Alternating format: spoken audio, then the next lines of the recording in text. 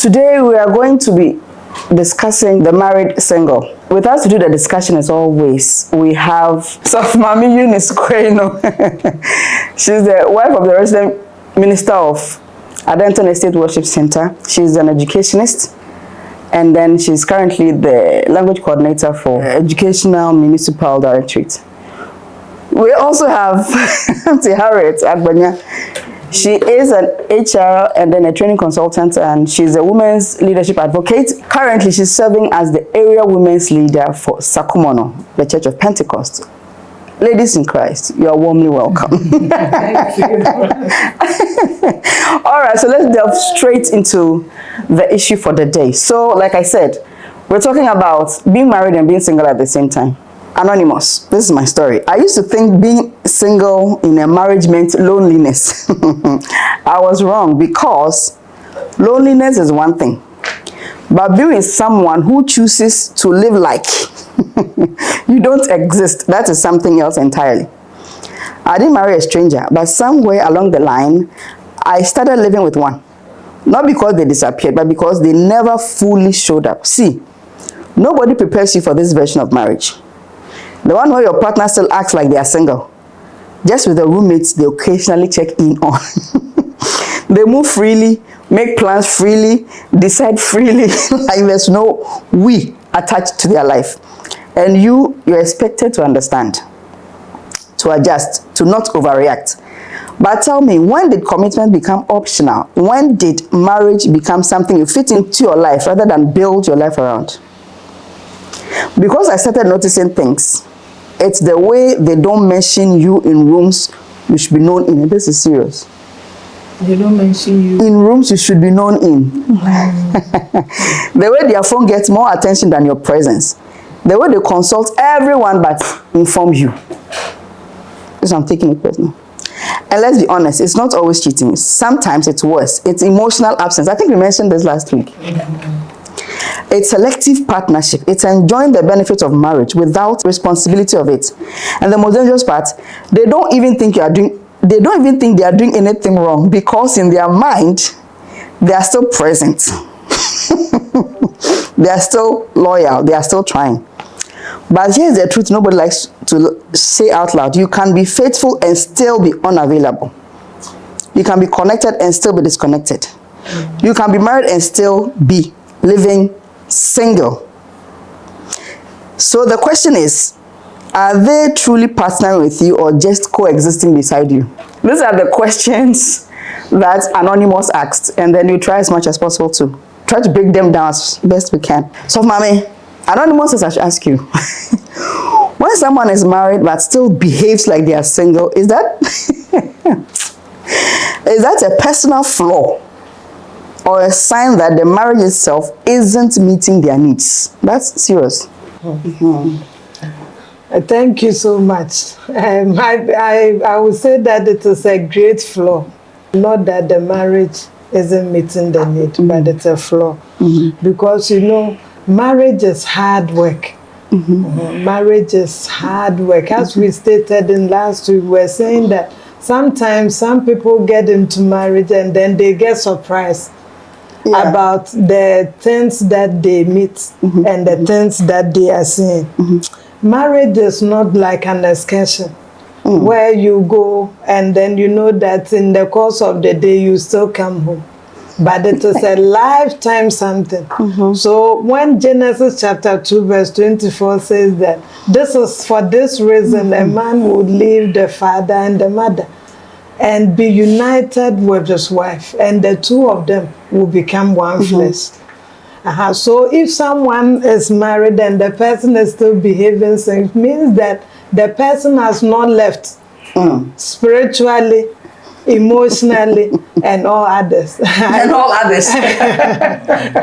I remember one time some people behave like they are single. It means that the person has not really left. The person is still in outside the former or the single life that he lives. One time a friend of mine was like, the husband has not given chop money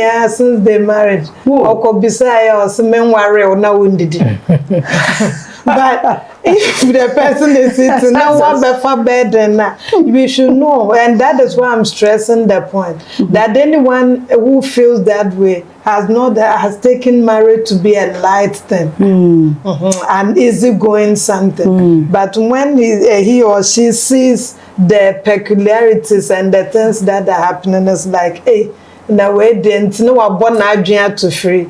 I say, name the some will fake it, others to be also on name a hand to on the name. Where I've come, we are friends. We have come to every day you fend for yourself, fend myself. I go to work, you go to work. Wow. And especially in this era, women are working, men are also working.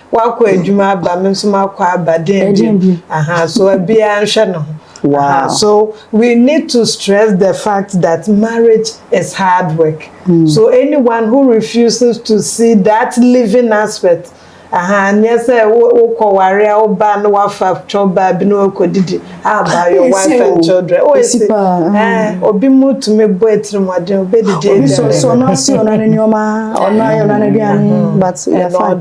So marriage is hard work, but some lose that oversight, and then out of that they behave like that. So it's a very serious flaw. It's a very serious flaw. Auntie Harriet. Okay, so just to add to Sofumami's submission, I'll take it from two areas. Yeah. So, yes, it is a flaw. It is a flaw, and sometimes too, it shows an unmet need. Okay. So when I'm starting from the unmet need, last week, remember the conversation for the past 2 weeks, we were talking about the distance or silence, keeping silence. When issues in marriage are not well resolved and people become silent and withdraw, you know, it can lead to that's lifestyle. This kind of singleness, married but single. So it means that the marriage is not meeting a certain kind of need. The need of being able to talk to my partner, the need of resolving issues, heads planning together. Because in the past, when they have tried to do it, it has caused problem. One person does not want to listen. One person, you know, have issues that, you know, so they say, "Meye maadie, me sorry, meye maadie." Yeah. So.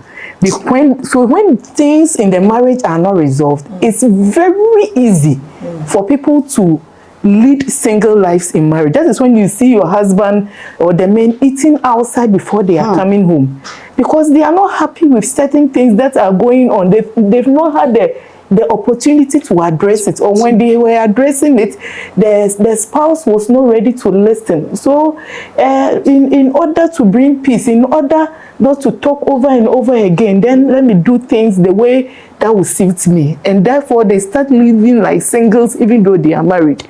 So it becomes an unmet need. Then the flaw, especially for our young people, you know, a lot of people have been independent for a while.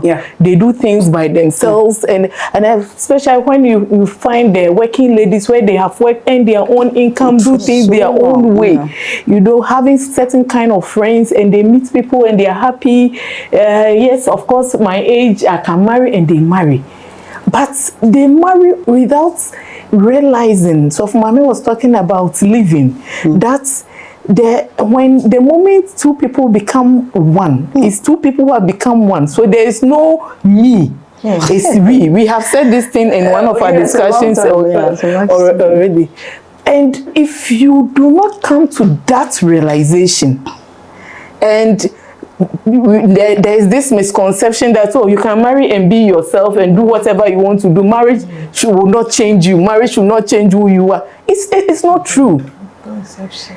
You cannot put green and blue or yellow and blue together and say that I'm not going to get green, that the colors will still be unique. No, it blends and it gives something else, and it's called another color. Correct. So when people have not decided or do not realize this, that there is going to be a blend, that things we have to give up things so that we can come together and fuse together and see ourselves as one, the word marriage will be there, but you'll be living single lives because you'll be pursuing individual goals. Interesting. It will be what will make me happy, what will make, rather than coming together for a purpose. So it's very easy that, and these things are things that, you know, you are taught through counseling, premarital counseling, postmarital counseling, and all those things, because now a lot of people are roommates. A lot of people, they are living in a shell. yes, Empty shell marriages. or maybe because you see, it's not only about the sex. There are people who say that, okay, I can live without sex for a long time. And of course, we have celibates, and they are not doing it. Okay, so it goes beyond that. It is oneness.